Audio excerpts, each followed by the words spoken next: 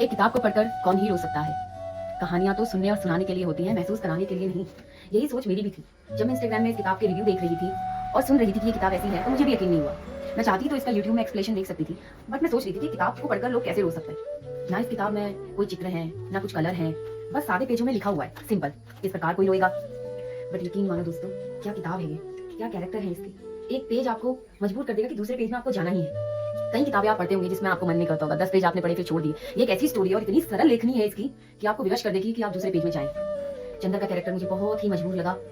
अभी मैं इंस्टाग्राम खोलती हूँ तो उसमें चंदर के कैरेक्टर को जो वुमेन्स हैं वो कहती है कि ये रेड फ्लैग है, ये स्टैंड नहीं लिया। नहीं दोस्तों, चंदर एक बहुत ही मजबूर किस्म का आदमी है जिसकी सौतेली माँ ने उसे घर से हटा दिया। सुधा के पिता ने उसको पढ़ाने के लिए हर चीज की सुविधा दी, कपड़ा दिया, खाना पीना दिया। वो किस अधिकार से सुधा को मांगे? क्या है उसके पास कि वो कहे कि मैं आपकी बेटी का ध्यान रखूंगा।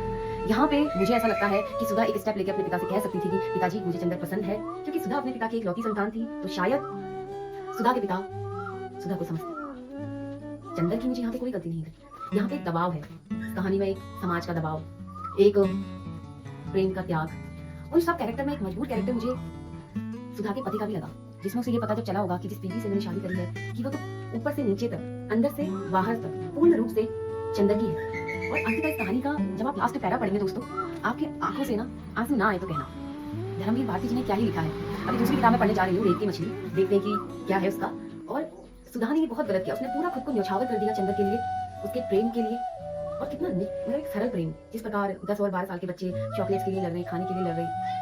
सुधा अपनी शादी के टाइम पे चंदर को कुछ खिलाती है तो वो बोलती है कि चंदर खा लो ना, जैसे मैं खिलाती हूँ ऐसे कौन खिलाएगा तुम्हें। क्या एक होता है ना बिल्कुल पानी की तरह साफ प्यारा सा एक प्रेम कि सिर्फ भावनाओं से भरा हुआ ना। यहाँ पे शरीर आया, ना जिस्म आया, ना हवस आई, बस एक केयर कि कौन ध्यान देगा, कौन देखेगा, कौन तुम्हें बताएगा। तुम तो हर चीज भूल जाते हो, अपना ध्यान नहीं देते। वो लड़की वो जा रही है, उसके दिमाग में, दिल में कितनी सारी चीजें चल रही है, वहां पे भी उसका चल रहा है सिर्फ चंदर तुम खा लो, मेरे इस दुपट्टे से अपने हाथ पोंछ लो। क्योंकि पहले चंदर उसे बार बार चिढ़ाया करता था कि मैं तुम्हारे दुपट्टे से पोंछ लूंगा, तो वो गुस्सा करती थी कि मेरे कपड़ों को तुम गंदा कर दोगे।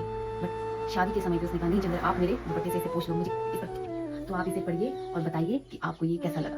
ठीक है, बाय बाय।